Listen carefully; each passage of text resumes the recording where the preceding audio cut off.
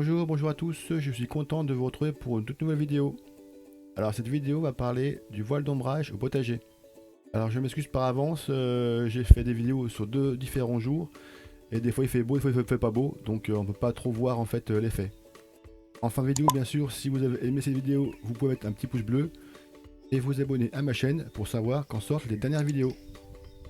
Donc cette vidéo sera en deux parties, une partie où je vais parler de voile d'ombrage et une seconde partie où on va parler du suivi des tomates actuellement.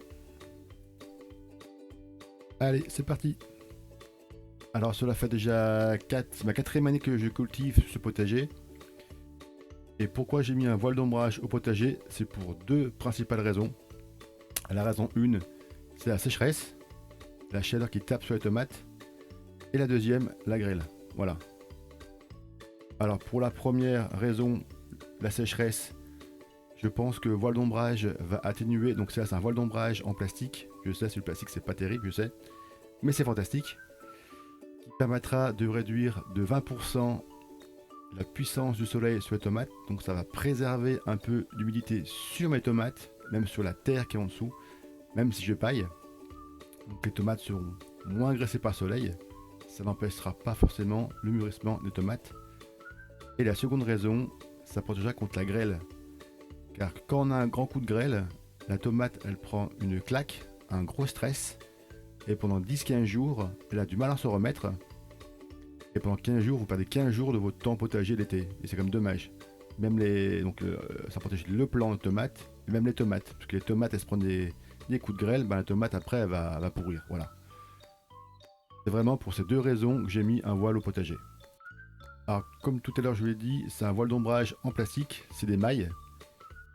Ça permettra de protéger les cultures d'une lumière et une chaleur trop importante le jour et limite la baisse de température pendant la nuit. Voilà. Elle peut s'utiliser aussi en couverture de serre, tunnel ou abri climatique. C'est un filet d'ombrage qui réduit à 20% la lumière. Ça permet aussi de couper le vent. Donc voilà. Donc je l'ai acheté sur un site spécialisé. Cela reste un investissement, c'est pas donné. Fait en polyéthylène haute densité. J'espère que ça va durer au moins 10 ans, voilà, minimum. Donc ce voile d'ombrage, je l'ai monté sur ma structure au potager, que j'avais fait une ancienne vidéo dessus.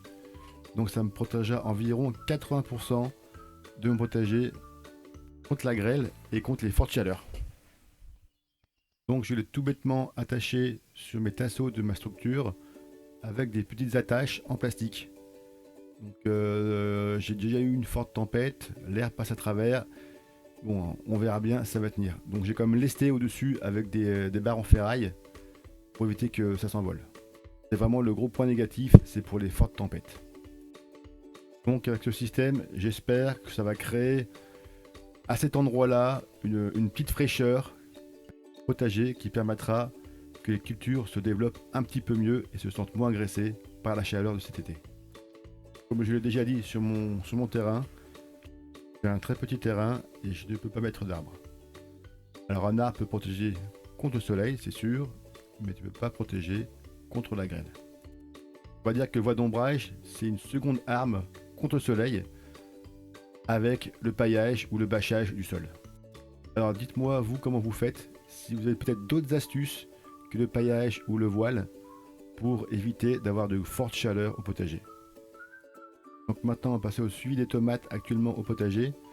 Donc on va voir la différence entre l'extérieur et l'intérieur. On voit bien qu'à l'extérieur, bon, même s'il y a 15 jours, 3 semaines de d'écart, on voit vraiment une grosse différence entre les tomates qui sont dehors à l'extérieur et les tomates qui sont à l'intérieur de la serre. Donc la serre apporte vraiment une plus-value au potager.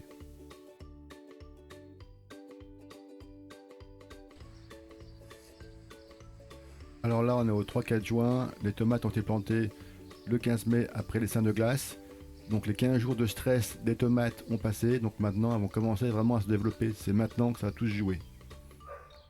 Ma première rangée de tomates, elles ont déjà subi un coup de grêle. Je n'avais pas encore mis le voile d'ombrage, donc elles ont pris un petit peu de retard par rapport à ma seconde raie. On voit vraiment la différence, vraiment le coup de grêle, ça fait vraiment du mal quoi aux tomates. Et là, elles sont bien reparties. Pensez bien aussi à les tutorer et pensez bien aussi aux gourmands. Moi, je les enlève au potager. Voilà, la vidéo est terminée. Merci d'avoir pris du temps à la regarder. Pour toute question, laissez-les-moi en commentaire. Et je vous répondrai dès que possible. Et on se verra pour une prochaine vidéo. Allez, bye bye à tous.